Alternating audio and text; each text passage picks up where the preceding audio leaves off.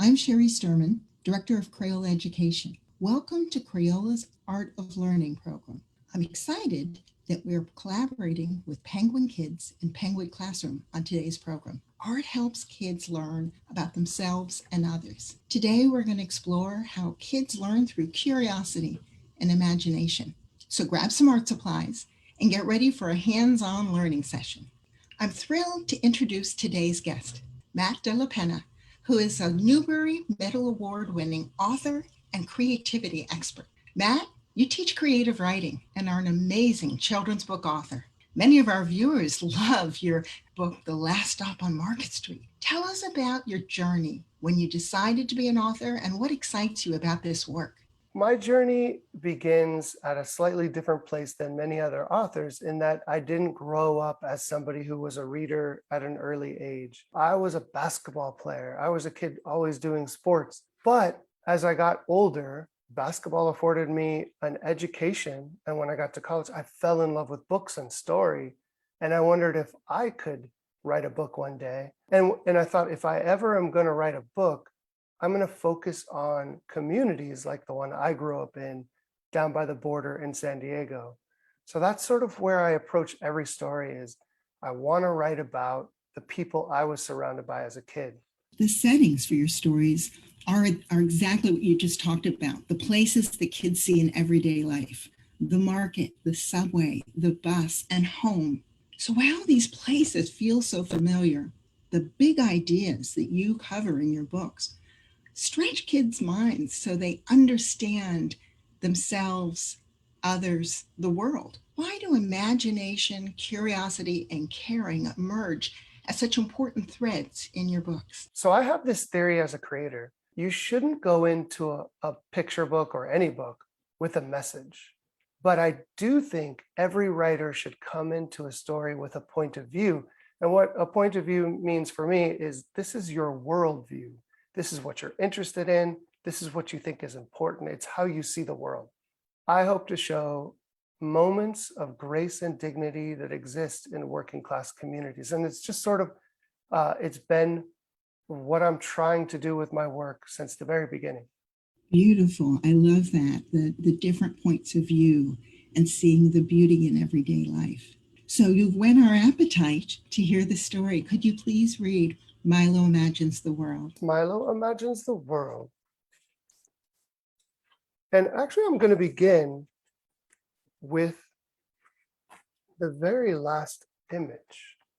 What I love to do when I read this book to young people is ask audiences to sort of observe this picture, like make some observations. I think we all know that when you read a picture book, you read the words, but you also read the picture. So I'm inviting you to read this picture and make some observations. Who are these people? What are they doing? Why are there metal spirals in the middle of this image? What's going on with this blue cat? Where do you think this is taking place? And maybe most importantly, who do you think drew this picture? Was it an adult, an artist, a child? So we're going to come back to this picture at the very end of the book. And my hope is that you see it in a different way once you know Milo's story. And here you see Milo dropping into a New York City subway with his big sister. And an observation I'll make real quick on this image is that it looks more realistic on this side of the page. And it looks a little more dreamy here, or imagined, a little more sort of in the psychology of a child. What begins as a slow, distant glow grows and grows into a tired train that clatters down the tracks.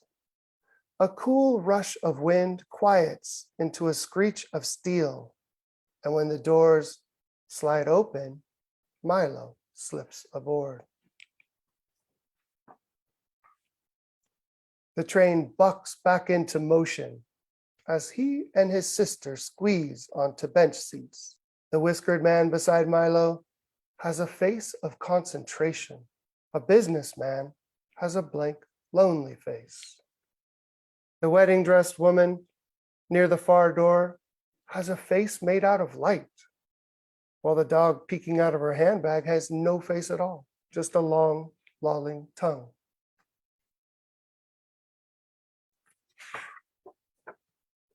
These monthly Sunday subway rides are never ending. And as usual, Milo is a shook-up soda.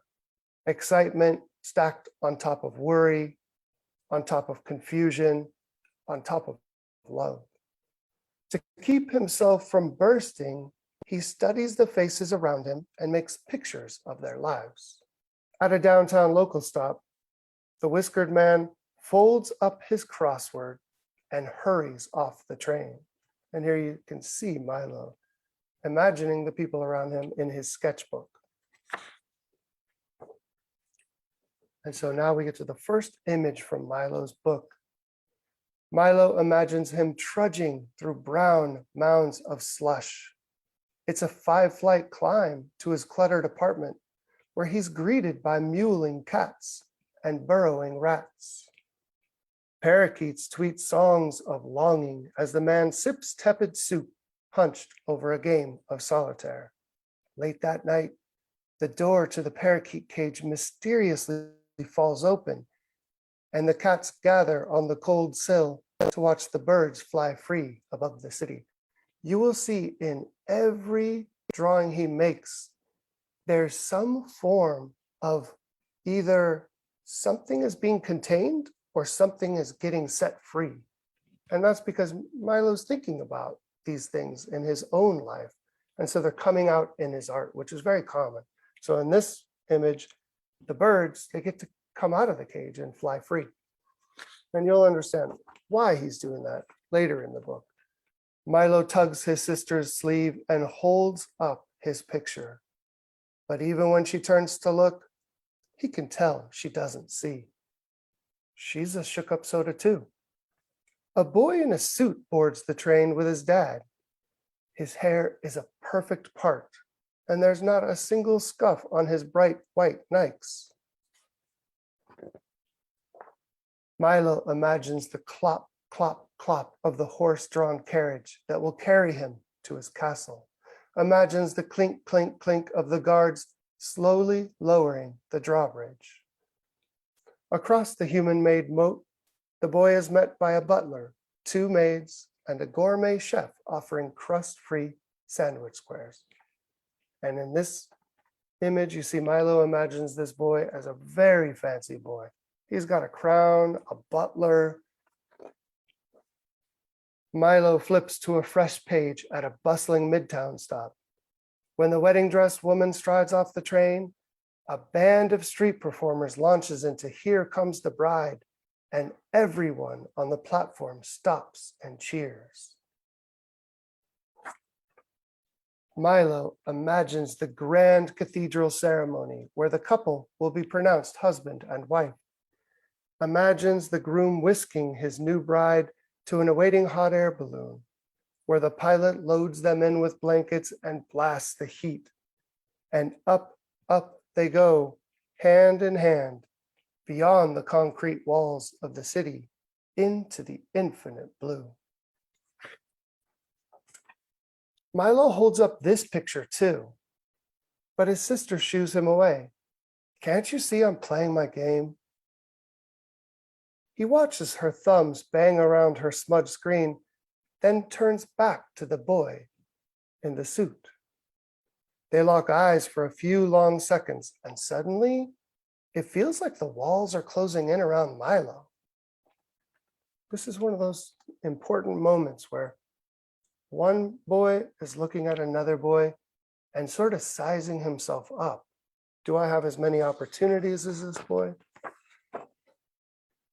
The spell is broken when a crew of breakers bounds onto the train announcing, "You all ready for a show?" Several curious faces look up as the beat drops, and now the girls are walking up walls. They're whirling around poles. They're backflipping over shopping bags. When the train pulls into the next stop, they collect a few dollars and scramble for another car. Milo imagines them going from train to train, doing their act as everyone watches.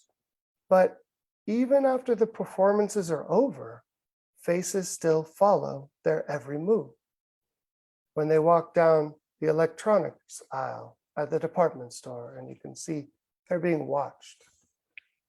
When they cross into the fancy neighborhood, Milo doesn't really like this picture, so he puts away his pad and turns to his reflection in the window. He doesn't like these images or these ideas to the point that he actually scratches it out, you see, and he puts away his book. So we know it must be making him feel uncomfortable. And here he is thinking, what do people imagine about his face? Can they see him reciting his volcano poem to the class? Can they hear his mom's soothing voice reading him a bedtime book over the phone? Can they smell the chili Colorado bubbling in a pot in his auntie's apartment near the cemetery? Butterflies flood Milo's stomach when it's finally their stop. He follows his sister onto the cold station platform and up the stairs. Above ground, he's surprised to see the boy in the suit a few paces ahead up here. He's even more surprised when the boy joins the long line to pass through the metal detector. Milo's sister suddenly bends to give him a hug. I didn't mean to snap at you, she says. She takes his hand, adding, you have your picture ready? He nods, feeling the warmth of her fingers. As they slowly shuffle forward, Milo studies the boy in the suit, his dad rubbing his thin shoulders. And a thought occurs to him. Maybe you can't really know anyone just by looking at their face. And this makes Milo think back to his journal. Milo tries to reimagine all the pictures he made on the train. Maybe he could have done it like this instead. So maybe the whiskered man isn't going home to a lonely apartment, but a family who loves him, and they're having dinner together. Or this, maybe Milo had it all wrong, who the wedding-dressed woman was going off to marry. Or this, maybe one of the breakdancing girls lives in the fancy new building in the beautiful neighborhood, and the doorman isn't shooing them away, he's welcoming them home. Milo's chest fills with excitement when he spots his mom through the crowd. His sister rushes to give her a hug before pulling Milo in too, and it's in this tight tangle of familiar arms that he feels most alive. So they're hugging over here. And obviously we need to read the picture to know where they are. When they separate, Milo flips through his pad until he finds the right picture. I made this for you, he says, holding it up, and he watches for the smile he hopes will spread across his mom's face. So the book ends with Milo showing his mom a very special picture he made just for her, probably the night before. Well, the book ends with us, the reader, getting to see that picture for ourselves. And this is the picture he made for his mom. And it may look familiar. It's the picture I showed you at the very beginning, but I think now we know more about this picture. We know that Milo is this boy, and he's with his mom and his sister, and there's no time limit on how much time he gets to spend with her. They're just sharing ice cream, and they're probably on their Brooklyn stoop.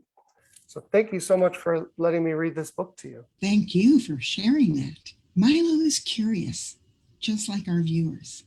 He uses his observation skills and his imagination to think of the places that the other subway riders might be going.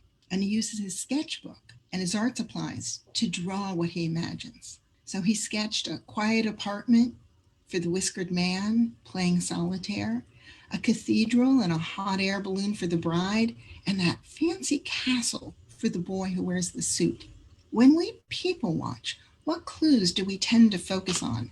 And how might the stories that we imagine for others be so different from the reality? We all use our eyes so much when we're taking in our surroundings. And sometimes our eyes are drawn to very simple things, right? It's how tall is this man at the park? And does that scare me? Should I steer clear? How is this person dressed? What is the color of their skin? And what happens is we take these sort of like observations, and then sometimes lazy stereotypes come into play. Well, if this man is really tall, maybe he's dangerous. If this person isn't dressed well, maybe they don't have a home. So I think I'm trying to challenge the fact that we all lean on lazy stereotypes often when we're looking around at the people we see in front of us. That's a great phrase, lazy stereotypes, because it's much harder work to think beyond those first impressions. And so, talk about one of those very important scenes when Milo sees the boy who's wearing the suit enter the same building, go through the same metal detector, pass the same guards as he and his sister are doing. How does his understanding evolve? What pieces of the puzzle does he reconfigure to get a more accurate story? That's such a good question, because I think what this book is asking readers to do is follow a character who is sort of being seen a certain way because of the way he's dressed, because of the way who he is, while he's also doing the same thing. So he sees the whiskered man and he has these assumptions. He sees the boy with the perfect hair and the really nice shoes, and he sort of leans on stereotypes too and assumes that he has this wonderful life and everything's given to him and he's lucky. When he sees the boy enter the same place as him and maybe have partially a similar background as him, it really makes him recalibrate all the thoughts he had about everyone around him. I have to tell you, my favorite thing about writing for young people is young people are still trying to decide what they believe, what they think. So hopefully readers who are out there taking this book in will be more willing to be flexible in the opinions they form about other people. I love your closing words in the book. For those who dare to imagine beyond a first impression. Tell us more about this thought and how adults, teachers, parents can help children understand stereotypes and bias. And to your point, you articulated so beautifully just a moment ago how children can help adults rethink those lazy stereotypes and bias. We as adults, the most important thing we can do is be open to seeing the world like the young people around us. So we are coming off, and we're still sort of in, right, this very challenging phase of our lives. And this is the same for everyone, right? We've been going through this pandemic. Now, this has made me think of the book differently in that, think about young people now. They're being asked to stay 6 feet apart. They're looking at people's faces that are partially covered by a mask. So it's even harder to know who the people around us really are. And this is the way I would like to, an idea I would like to put forth to all the young people and the older people out there listening. Behind every face you see, there's this incredible story of who they are. Unfortunately, we don't have access to that when we just look at them. So that tells me that the best thing we can do when we're sort of coming up with an opinion about another person is to do so with generosity, to understand that the person I'm seeing and that I am sort of forming an opinion about, there is all this stuff I don't have access to. Therefore, I'm going to hold off from deciding exactly who they are. And I'm just going to continue to make observations as I get to know that person. Great advice. Holding back on the judgment, continuing to observe and be open. I'd like to focus on the language that you use in the book. Your words are poetic. This book is filled with alliteration and onomatopoeia. Your words paint pictures in readers' minds. For example, some of my favorites are when you talk about the wedding dressed woman has a face made of light. That paints a picture of her happiness glowing like the sun or the moon. And I love how you describe Milo as a shook up soda, filled with excitement stacked on top of worry, on top of confusion, on top of love. So, two thoughts here. One is, how do your words help readers feel the scenes and understand the characters? And then, what advice do you have for young writers, the viewers who are with us today, so that they can find these words that paint pictures in their own work? I love language. I think language is so beautiful and so interesting, not just formal language, but also slang, the language we use among the people who are closest to us when we're most comfortable. So I'm in love with language. I think when you write a picture book, you have two jobs. First, you have to get the story right, and then you have to get the music right. So this is where I look for the right sounds together, right? And it's like I think of the very first stanza, what begins as a slow, distant glow grows and grows. So I love the rhythms of that initial sentence. I think young people can do the same thing, but you have to understand nobody can come to the right rhythm, the right music the first time they write the sentence. So what I would really encourage everyone to do is embrace the fact that what makes good writing is rewriting. So I come up with a sentence. Now, you probably won't go this far because I think I'm a little bit extreme. But if I come up with a sentence and I find a word like a verb, I remember in one of the things I was thinking about as I was reading it, the word scramble to another car. So you could use, hurry to another car, but hurry doesn't have as strong of a sound as scramble. Now, what I would do if I started with hurry, because I'm sure I probably did, is I would say, okay, that word works for the story, but I wonder if I could find a better word for the music. So then what I'll do is I'll try like 15 different verbs in that spot, and I'll try to find the one that works the best. Sometimes I end up going back to my first word, but I need to know that all the other options didn't sound better or work better. So I would encourage young people out there, and also teachers and parents when you're working with kids, to really embrace the fact that it's a search. Every word is a search for the right word, especially verbs. I think sometimes you can actually boil down good writing to strong and interesting verbs. So like really think about those action words. Great creative tips for our young writers. I love how you're incorporating all the arts, the creative writing, the sketching, and then the way you describe words as music and getting the music right. This beautiful advice, which is a nice segue into us talking about the creative experience. So, for everyone who's joining us, let's get creative. Grab some colored pencils, some markers, and some paper. And Matt's going to give you some prompts to help you create some sketches. I want to focus on a particular page in here and challenge you all to think about this. So there's a moment in the book where Milo looks at an image of himself in the window, and he's starting to think about this idea of how do people see him?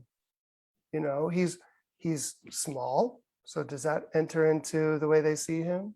He's got this little hat on to keep him warm and this puffy jacket. So what are people seeing when they look at his face? And he's starting to realize maybe what they're seeing isn't who he is. What I would like to challenge you all out there to do is maybe look at yourself in the mirror. Think about maybe the way other people think of you. And then in your art project, show us who you really are. I leaned on the senses here. So can they see him reading his poem? So now this is vision, right?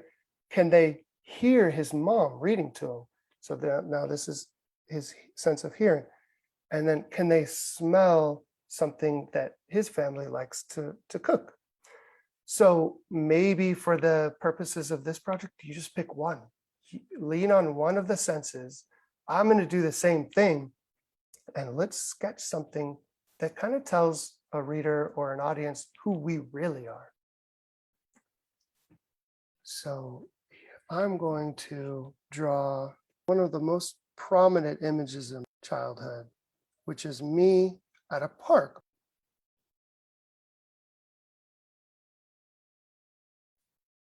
And actually, I'm going to make the expression neutral.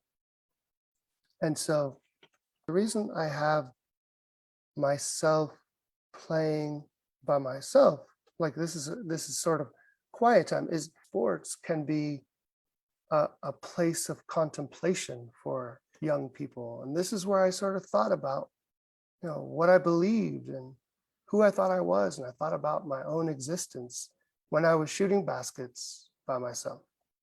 And what tips can you share with our viewers who want to blend creative writing with their sketching?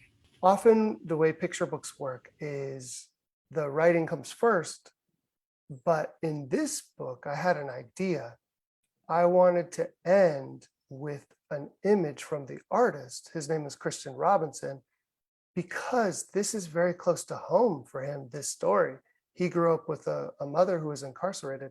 So I decided to leave the final word, quote unquote, with him. So when Milo shows the picture, I wanted to end on the picture so that Christian could do the final bit of storytelling. So what I would do is suggest to people, try to leave as much room for your art as possible. So you don't want to include anything in the text and the words that you could show in the art. So that would be a challenge for y'all, is to try to have a very simple sentence to try to carry some of the storytelling with that simple sentence, but to collaborate with that with your art. So have the art do part of the storytelling as well. Love that visual storytelling. At Crayola Education, we often talk about make thinking visible. So it's not about the artistic quality and the aesthetics. It's really about getting your ideas down on paper and having that art have such an important voice. So while kids of all ages are busy working on their sketches, I have a special message for teachers and parents. Keep learning fun and colorful by signing up for the Crayola Education free monthly e-newsletters. You'll get updates on all of our programs delivered right to your email box. And when you visit this page, you'll get a downloadable resource with an activity that extends the learning from this book. After this session, the young artists have plenty of time to finish their sketches and share them in the comment section of this video. We look forward to seeing what you imagine. Before we close, Matt, I'd love to talk about surprises. Surprise is such an important thread that goes throughout the story. And I'm sure when you read it to children, they are surprised when they realized where Miles going, uh, where his mother is living, what makes him feel like a shook up soda. How is surprise used as a learning experience, and why is that sense of change so important in breaking up stereotypes and bias? Each child is going to enter the story at a different place. So some kids, when I read to them, younger children, they're focused on Milo and the fact that he does a lot of drawings. And they think that's so interesting. And they sort of leave it there. And then you get other kids, maybe they're young still and they've read the book multiple times, or they're a little bit older and they start to ask questions. So where is Milo's mom? And what happened? What did she do to end up in a prison? And the way I always answer that question is this. This book is concerned with Milo's experience, because sometimes when a parent ends up getting a sentence to be in prison, that sentence is also given to the child who loves that parent. And so I think this book is asking readers to think about Milo's experience. And in terms of stereotypes and that element, we all have an opportunity. If you continue to look up and take in the world around you, you will be constantly surprised. So I always keep my eyes up. I always keep my ears open and listen for stories that are all around me every day. So, Matt, before we close the session, is there one last tip or suggestion that you have for the children, families, and teachers who are with us today? Your story is absolutely worthy. Tell your story. Think about the value of your story and how others could learn from you. So we want to thank Matt for joining us today, all of the inspiration and wisdom in reading this incredible book, and want to thank our friends at Penguin Kids and Penguin Classroom for publishing his great work, and a special thanks for all of you who've joined today. Be creative. Thanks, everyone. Thanks so much for listening to me and sharing the book with me. And thank you so much to Crayola for creating all the products that are all over my kids' playroom as we speak. Bye-bye.